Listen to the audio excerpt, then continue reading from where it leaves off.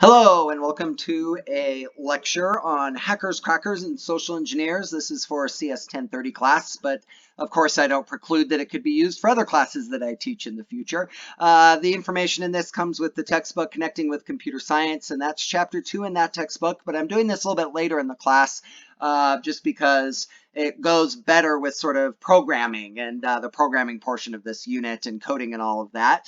But this is also how to keep yourself safe using computers and how to not get yourself arrested, how to get yourself not kidnapped, how to not lose money, how also not to lose your programs and files. And so the first question we like to ask whenever we talk about this, we being computer safety people, is what can I lose? What can you lose by using the internet?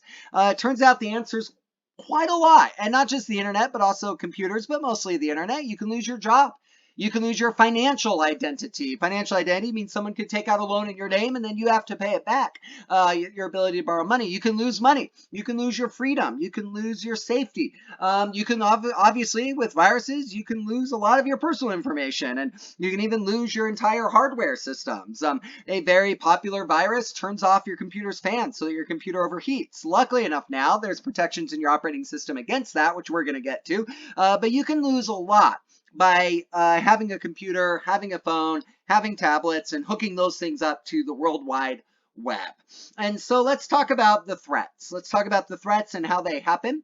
By the way, this is for CS 1030, which is an occupational class, meaning that we are teaching you how to do a job or very different jobs. And in this case, the job this week, the job focus is on a computer safety engineer or a computer safety consultant. There are plenty of companies that hire and pay quite a bit of money to people to come in and help them design systems and structures in their companies so that information stays safe on computers. And so that's what we're talking about in this class. My other class I teach, Exploring Computer Science, is more of a computers for business class, and we'll cover other things in that. When we talk about safety there, we're talking about personal safety and business safety. Here, we're talking about how can you design a system for a company, for a business, even for a person that helps keep them safe and so that they don't lose the things on this slide right now. So first off, the first threat is actually malicious code, which is also known as viruses and or worms. We'll talk about Trojan horses here in a couple seconds, but viruses are different from worms. These are two major categories of malicious code. Viruses are designed to travel through a network, but to harm a device connected to the network. A worm is a malicious code that's designed to destroy the connections between the internet. So worms attack things like your physical cords, which we talked about, your mediums. They attack your protocols. They take down your connections. They sort of degrade the signals. They keep it so computers on a network can't connect to each other anymore. The idea is they worm through the network. They tunnel under the network. Where viruses can travel through a network easily, but viruses are focused in hurting or doing things to individual machines or devices on the network. The really good news about viruses right now is that operating systems are actually your first and best line of defense. When I was in college, I was part of one of the first universities that had an open Wi-Fi network, meaning anybody could connect to it who wanted to. And the first year, we had 3 or 4 viruses come through, and they were pretty harmful. They really destroyed everybody's computer. Now that's almost unheard of. That almost never happens. We'll talk about that on the next slide. But one of the reasons it doesn't happen is just because operating systems are so good at detecting viruses and shutting them down before they can get to your individual programs and files. What this means, though, is that the most popular form of virus today is what we call a Trojan horse. Now, chances are, I hope you know about the Battle of Troy. If not, there's a wonderful movie with Brad Pitt that came out when I was a kid. That's an awesome movie about it. In the Battle of Troy, the Greeks and the Trojans were deadlocked. Nobody was winning. It was a stalemate. So you probably know the story. The Greeks decided to do this clever thing, and they built a giant horse, and they left it on the steps of Troy right in front of the main gate and said, "Congratulations, guys, you win. We are proud of your military prowess." Man, it takes a lot to beat back the Greeks. And then they left the horse there, and the Trojans opened the gates and brought the horse in, and then they threw a big victory party, which made things worse. They got drunk, right? And that night, of course, there were hundreds of Greek soldiers hiding in this horse, and they poured out of the horse and took over the city. The same concept is true for viruses. The only way, not the only way, but the most likely way that a virus is going to get on your computer is if it is disguising itself as something friendly. This is something like an email attachment, an email download. So if you go to pirated movies and pirated games, those are full of viruses, which is just one reason why you shouldn't do that. There are multiple others. So you have to actually let it onto your computer. You have to be the one, because operating systems are so good at detecting them. Oftentimes an operating system will say to you, are you really sure you want to keep this file? And you have to say yes. And you'd be surprised how many people do that, and they keep the file and it takes out their system or does other things to it. So you really have to be careful with viruses. With that said, here is how we protect against viruses. Here's how virus protection software works. VPS stands for Virus Protection Software. Now, back in the old days when viruses were running rampant, we really hadn't gotten a good handle on them yet. It used to be you would actually buy a virus protection software. So think Norton or McAfee are two really popular ones. And they have the actual signature. The signature is actually the code of every single virus. And they have that code saved in a massive file. Every virus that they know about, they put in a massive file. And then when you installed these programs on your computer, you would hit a run button, a search button, and it would search every single file and program on your hard drive and compare the code of that file to the code of the virus signatures that they had on file. This usually took hours. I would usually have to start the search before going to bed, and then when I woke up in the morning, it would still be going. It would take forever because you have a lot of files on your computer, and there are a lot of viruses. And so as the amount of viruses grew, and also the amount of hard drive space grew, virus protection software has gotten pretty out of date, even though you can still buy it. But that's the slowest and worst way, really, is the virus signature way to look for viruses, and that's just comparing every file to the signature of all the viruses that you know, and it takes forever. So they came up with three much better ways, and if you have a good operating system like Windows, like Apple, iOS, like the Android stuff, every operating system actually does the last three things on this slide. And they do it simultaneously. One is they create what's called a honey pot. If you guys know Winnie the Pooh, this is what this is actually named after. Computer guys are a bunch of geeks, I tell you guys. Remember that Winnie the Pooh would shove his paw in a pot to get honey, and then his paw would get stuck in the pot and you couldn't get the honey pot off? That's exactly the idea. Operating systems will create a file that looks like a significant file. It looks like it's the file that a virus would want to attack. And so the virus sort of attacks that file first, and then they have it coded so that when that file gets edited or changed or attacked, then it launches a warning sign that says this file just attacked this file, which means this file is a virus. So they trap the virus. They get it to stick its paw in that greedy honey pot, and then it gets stuck, and you know you have a virus on your hand. Oftentimes this means duplicating drivers. So drivers drive your inputs, right? And so sometimes you'll have a fake driver, you'll have a fake kernels in your operating systems. Pretty effective way. Not as effective as the next two. Heuristics is they know that viruses will act in a certain way. And so they create a profile and say, usually only a virus does these things. And so it is profiling. Now in the United States, that's a term that we got to be careful with, but they generally look at it and say only a virus copies itself to other files and replicates that way. So if we have a file that starts copying itself over and over and over again, then we know that that is a virus and we can shut it down. So heuristic says viruses only behave in a certain way. So if a file starts behaving in that way, then we know to shut her down.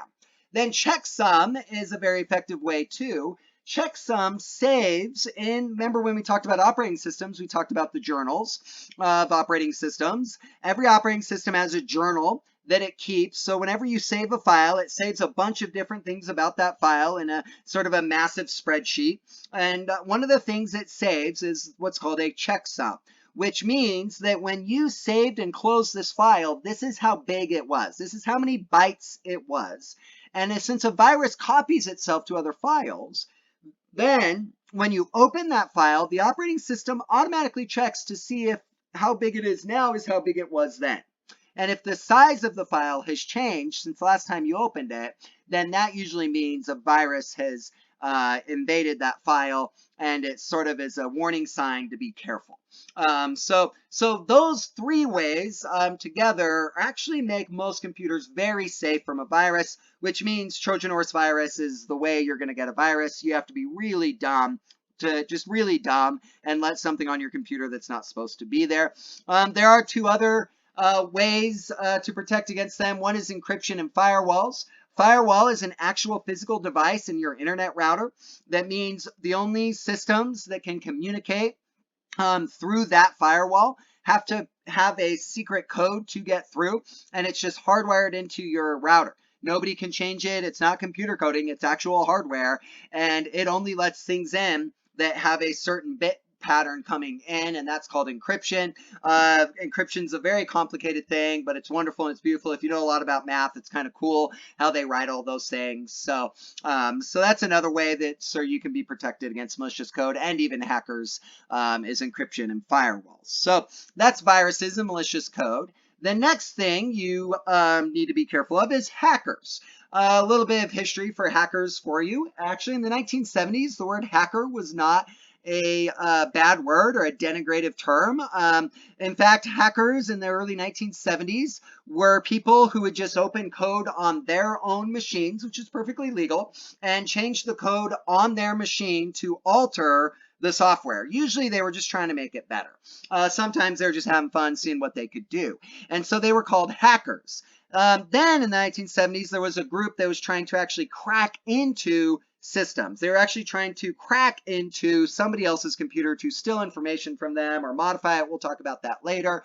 And it wasn't until really the 1990s that we started calling crackers hackers. But hackers initially were not bad people at all, and they had their own journals and their own magazines and their own email forums where they could compare their notes and say, hey, I changed this code in this computer programming and Mario's head got 10 times bigger and now I get to play with a big head Mario, which is a lot of fun.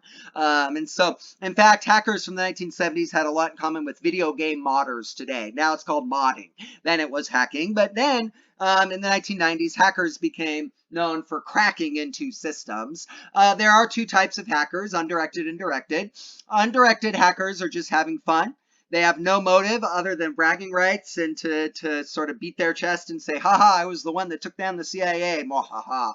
And so that's undirected. They're just having fun. There's no motive. They're just being mean to be mean. They're being bad to be bad. Directed hackers have a motive. Sometimes it's politics. Edward Snowden in 2010. It's hard to say he hacked the NSA because the NSA gave him a username and a password and they gave him access to all the files. So he didn't really hack into it, but he's known as a hacker. But he did it for political motives. He wanted the American people to know what was going on with the NSA spying. Unfortunately, the American people decided they were cool with it, so nothing really came of it, which is kind of sad. But that is directed hacking. Sometimes directed hackers are trying to blackmail people. Sometimes they're trying to get revenge on someone. Sometimes they're out for just money. They just want to hack into a bank and steal money. So that's a directed hacker. They have a reason, a direction. They have something they want to accomplish. Undirected hackers are just, they're like dogs chasing cars. They don't know what's going to happen once they catch one, but they're doing it anyway just to see how much fun they could have. When hackers break into a system, actually, before they get into a system, here are three main ways that they get into a system. The first two are just mentioned as a way to just tell you, if you don't want your system to get hacked, don't do these two things. A backdoor is where you as the programmer design a shortcut into your system.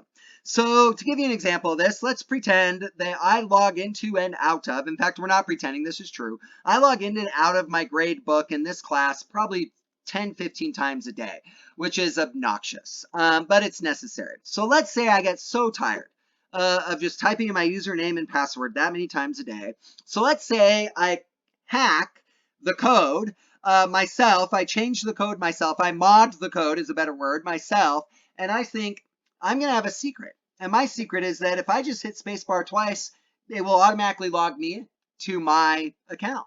That way I don't have to type in a user password. I just have to sit on my screen and hit bam, the spacebar twice, bam, bam, and it'll let me in. Well, backdoors are really easy to hack. Any computer person that looks at the code can see that code in the computer coding. And people can accidentally stumble into backdoors. And so now people, your employer should tell you no backdoors at all. Do not design shortcuts. Everything's there for a reason. But they try to figure out the backdoors.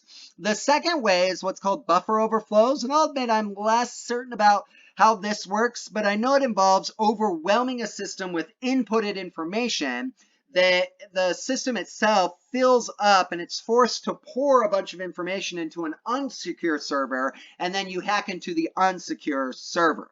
And so most companies have backups of backups of backups, and if you can get the system to back up sensitive information into an overflow, if it overflows into another machine that isn't password protected or is easier to access, then you can hack into that and get the information you're after.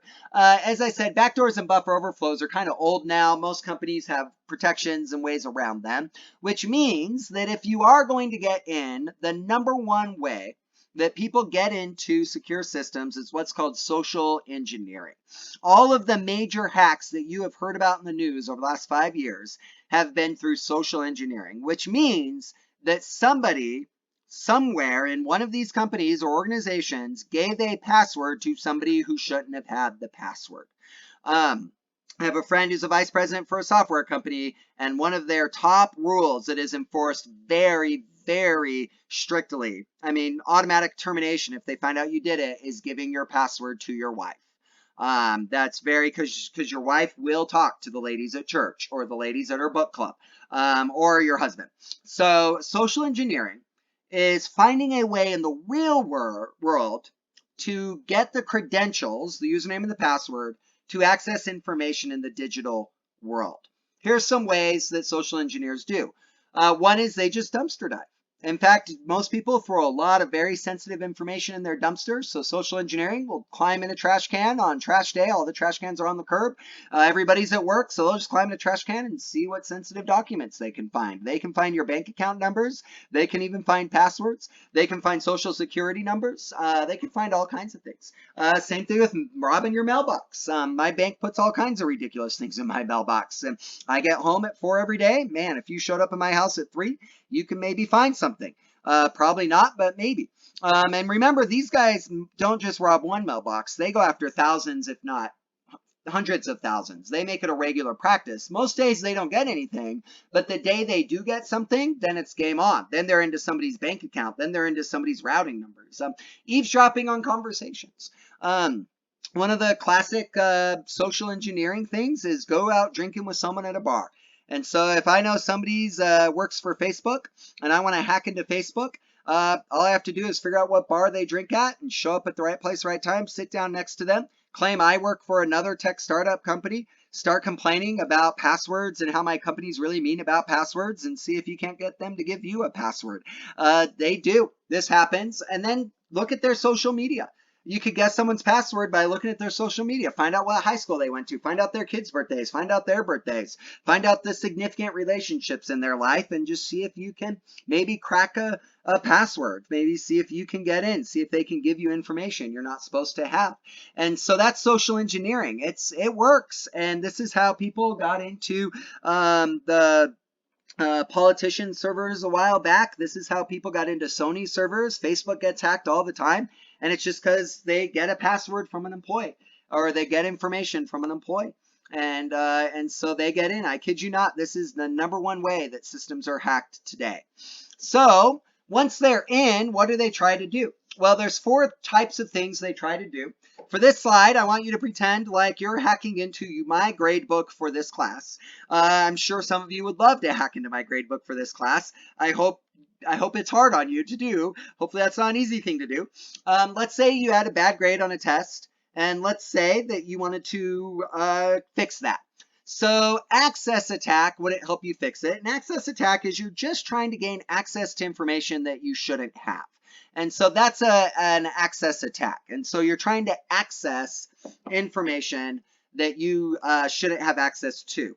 A lot of reasons for access attacks is they're trying to get banking information, obviously. They're trying to get social security numbers. They're trying to get passwords themselves, they're trying to get a bunch of usernames, passwords. They're trying to get trade secrets. Let's say Facebook is working on a brand new app, and it'd be pretty cool if you could beat them to the punch on that app. So they're trying to figure out everything they can about the app. Those are access attacks.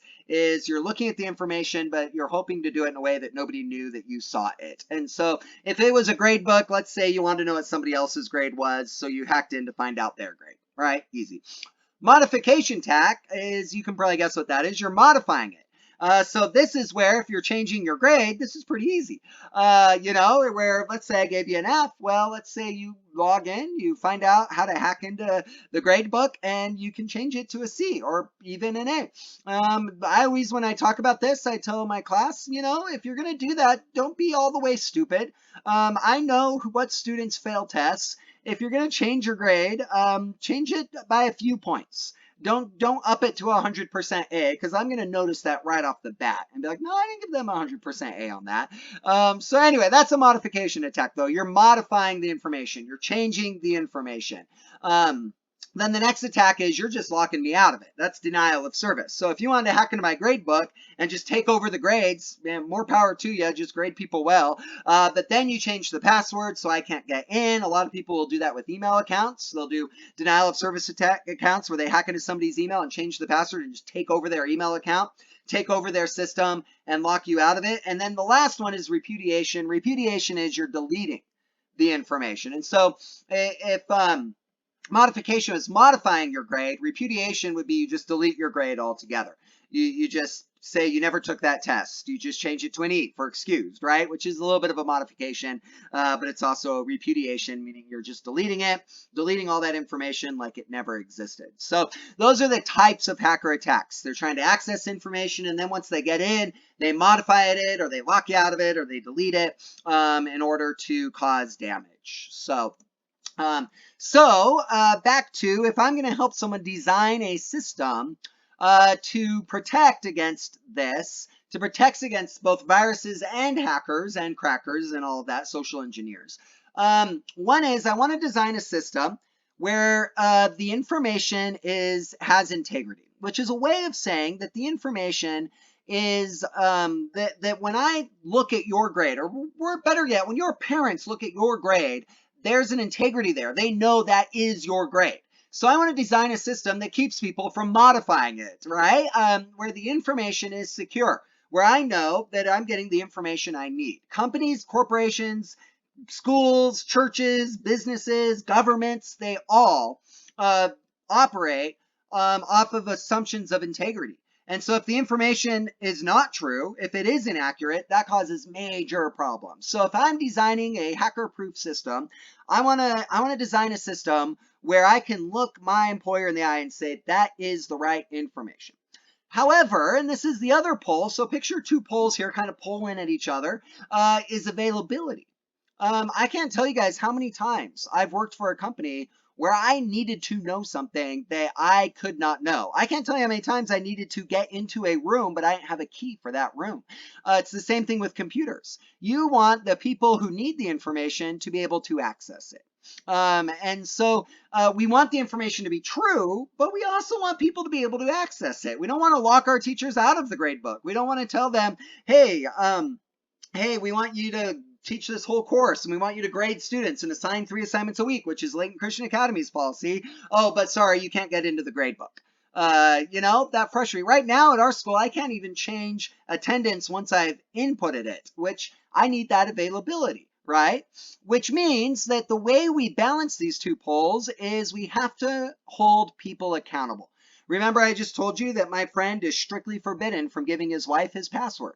So there are accountability there. There's rules there that he has to abide by. And people need to know those rules, which means that we need to be able to identify that the people that are accessing information and provide a way that they can authenticate who they are. So those are the last two. Is people, we need to hold them accountable, which means we need to make sure only the right people are in, which means we need to be able to identify and authenticate them, which usually means a password, Sometimes it means a thumbprint. Sometimes it means a face scan, you know, things like that. Sometimes it even means a password, you know.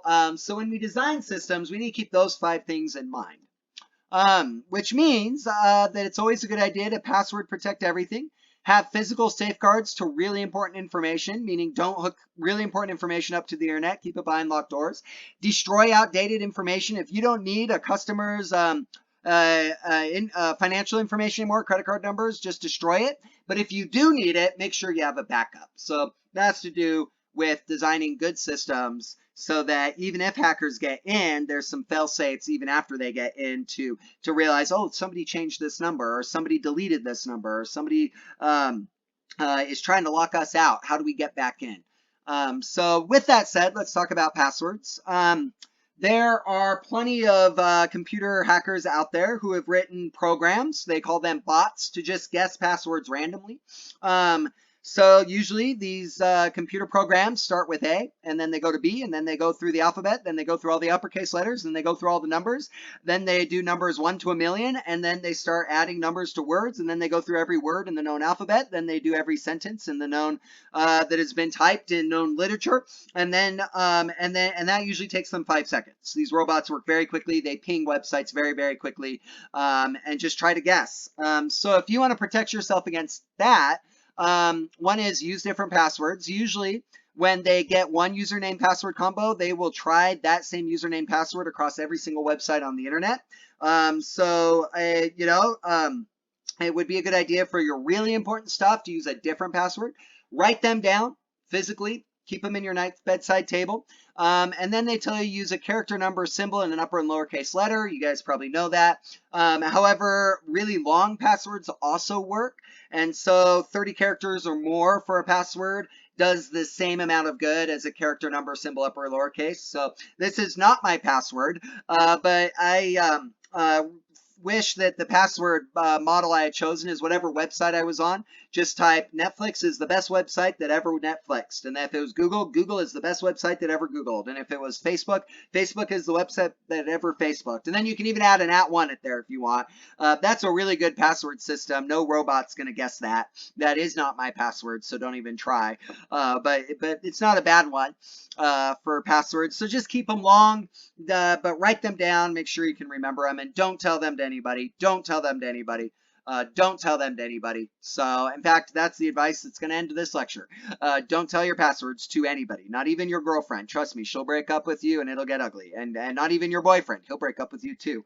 People just ain't no good. So, that's what this has been about. So, hopefully you learned something. Let me know if you have any questions.